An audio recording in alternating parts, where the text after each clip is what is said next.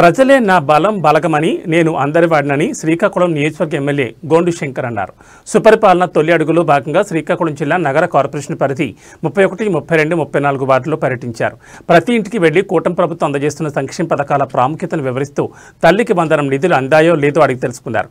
అనంతరం మాట్లాడుతూ తనను అభిమానించే ప్రజలు కార్యకర్తల కోసం నిర్విరామంగా పనిచేస్తానని, నన్ను నమ్మి ఎమ్మెల్యే స్థానంలో నిలబెట్టిన ప్రజలకు సమాధానం ఇవ్వాల్సిన అవసరం ఉందన్నారు.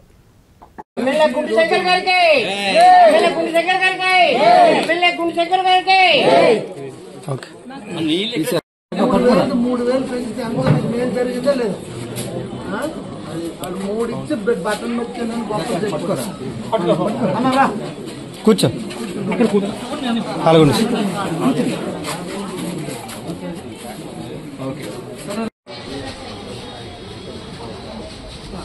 సుపరిపాలనలో తొలి అడుగు సందర్భంగా కూటమి ప్రభుత్వం ఏర్పాటయ్యి 1 ఇయర్ కంప్లీట్ చేసుకున్న సందర్భంగా గౌరవ జాతీయ పార్టీ అధ్యక్షులు ముఖ్యమంత్రి వారు శ్రీ నారా చంద్రబాబు నాయుడు గారు, తెలుగుదేశం పార్టీ జాతీయ ప్రధాన కార్యదర్శి మానవ వనరుల శాఖ మంత్రి శ్రీ నారా లోకేష్ అన్న గారి ఆదేశానుసారం ఈరోజు ఇంటింటికి తెలుగుదేశం పార్టీ ప్రచారంలో భాగంగా ఈరోజు ఇక్కడ పట్నాయక్ కాలనీ, దండి వీధి, ఆరెంజ్ వీధి,